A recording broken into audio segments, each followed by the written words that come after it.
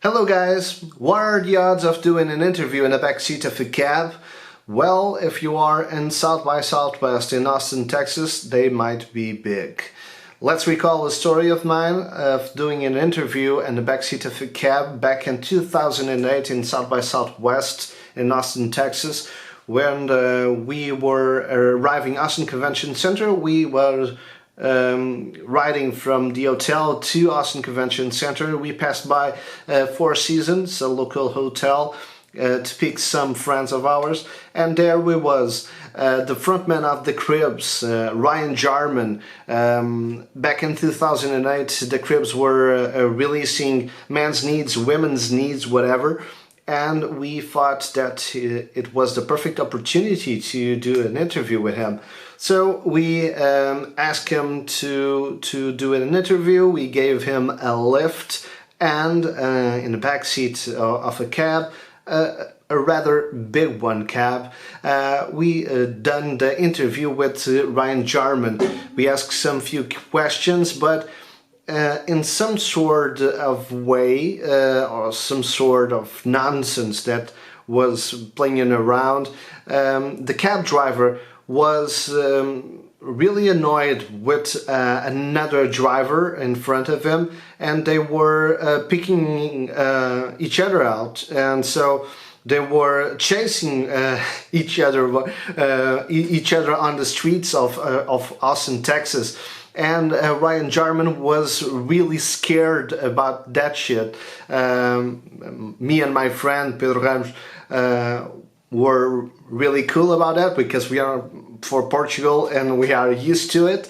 But Ryan was really scared of what's happening in that moment. So the interview was really awkward, but was really funny. And then we all came safe to Austin Convention Center, and we are all alive. That's what matters. So recalling also South by Southwest in that year in 2008, not awkward, but really good feeling, and also a good thing that happened to us was to pass by Steve Lamacq of BBC Radio 6 Music and have the opportunity to call him back, and also to make a small interview with him, because we are a Portuguese, we are in Austin, Texas. What are the odds also of running by Steve Lamacq and have the chance to interview them? So that was the perfect timing to acknowledge Steve Lamacq, because I've heard him a lot of times on BBC Radio 6, but I never had the luck of being near him. So it was really cool of him to doing an interview with us, with a Portuguese radio station. And also the conversation was really good, because we talked about all the artists that in 2008 were in South by Southwest. And I recall that he advised us to see Licky Lee in that year, because he saw her on Austin Convention Center, and he was delighted to see the performance, and also the commitment of Licky Lee with her music. So in that year, Licky Lee has passed by Portugal to a small festival called Super Stock back in the days. And it was a really good concert. But the main thing of that interview and that moment with Steve Lamacq was to sharing the music with other people, and also people that knowledge with that kind of knowledge about music, and also about radio, and also about the artists. So South by Southwest back in the days in 2008 was making all the music all around the world just in one spot, if I may. Now the things are a little bit different, because the brands have trying to smother the festival. and it's not just sharing by the sharing knowledge of the music. It's about the branding, about the social network, about being there just to make small appearances and some sorts and some things like that, because the world has changed, and that's that's true. But recalling other interviews and other awkward moments, let's go to that one. In 2018, if my memory is sharp enough, we had an interview with Foxygen for our radio station in our festival Vodafone Pedro for our radio station Vodafone FM, and that was a great problem because Foxygen weren't in the mood to do interviews, so they came to us in our studio with that faces of boring stuff that they were meant to do, and the interview with us was one of them.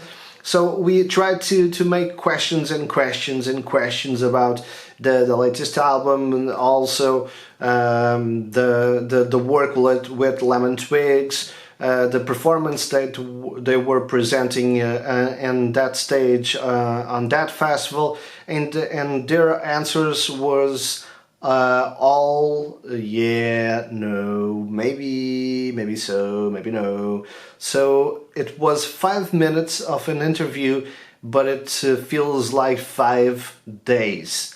And that's a memory I don't want to recall much longer on this small video. Maybe it was just the wrong day, wrong time, wrong location, or something like that. But it was an awkward moment. Recalling good interviews are astonishing interviews. One of them was with Alex Mas from Black Angels, a band that I love dearly, and also one of the bands that we were to see on South by Southwest 2008 with our Portuguese rock star Zé Pedro from Chutes e Pontapés, and he was all the time, all the days, just questioning us. When Black Angels play, when the Black Angels play, I want to see Black Angels. So we had that connection with Black Angels, and we saw Black Angels, and it was an astonishing concert. And also I was trying to get an interview with Black Angels and also with Alex Mas. And one day in our radio station in Portugal, in Vodafone FM, we have the opportunity to receive in our studio Alex Mas from Black Angels, and I was with sweaty palms and sweating all over it, because I was talking with one of my favorite bands, Black Angels. So when Alex Mas entered the studio, he was the most cheerful guy, and we have an empathy in that moment, and it was a conversation of 45 minutes, an interview that talked about the music, all the music in the world, how was the process of doing their music, and also how the procedures of doing the music nowadays are so different. Also how the rock and roll has the possibility of maintaining his power on the music industry, and the changes that Black Angels also have encountered in their career. It was one of the best interviews I have in all of my work life, if you may. One of the another stories I want to bring you here, and because we have a short time, but two small stories. One is with Mark Lanegan on his latest album. Mark Lanegan is also one of the other artists that I admire dearly, and we have the chance to interview him for the Somebody's Knocking album, and I interview by phone, and he was on his living room talking with me, drinking some whiskey. And also we have a conversation of 20 minutes, and it was like I felt like I was in his home drinking a whiskey with him, because he was so free, so normal, so enjoying talking about his music and all the music in the world, talking about his house, talking about the cover of his new album, of the poetry that he will release soon in that time. Now it's also released. That was a brilliant time and a brilliant conversation. Another one, it's more a personal and deep dive interview I have done back in the days in the other radio station I work with, Radar.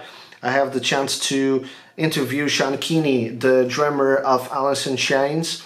Back in the days when Alice in Chains was transforming itself to a new band with William Duval on the vocals, and they were releasing the new album Black Gives Way to Blue, an album with a deeper dive into the personal life of the band, where they switched side with the Lane Staley voice, because as you know, he's dead, and it was a really heartbreaking moment for the band, and they were changing to a new vocal, to a new frontman that was William Duval.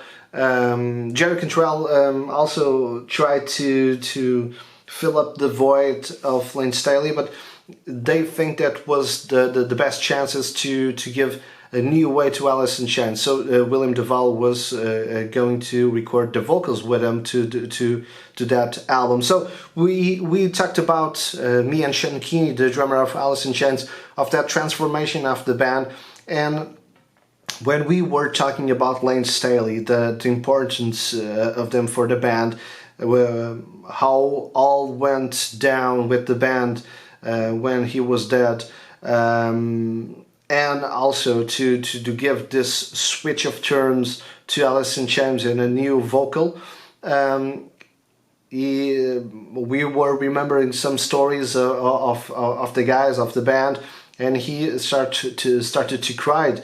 It was almost if he was trying to redeem himself, some sort of way, trying to make that sad moment a good moment to transform Alice in Chains, and to give a new way of life to them. So to be a part of an interview when the interviewed the artist or the band member that you are talking to shares his emotions to that deep state with you, it's one of the most beautiful things you have in interviewing bands and artists all along the time and all along the world. So this is our this is some sort of my back catalog of interviews done in the two radio stations that I've worked with.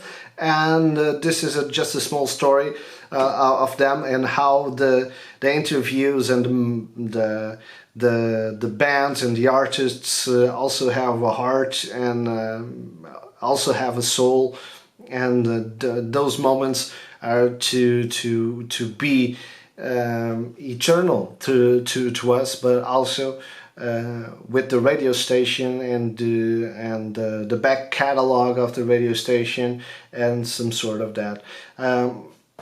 I am pleased to share some of them with you guys. I hope to see you soon, and thanks a lot.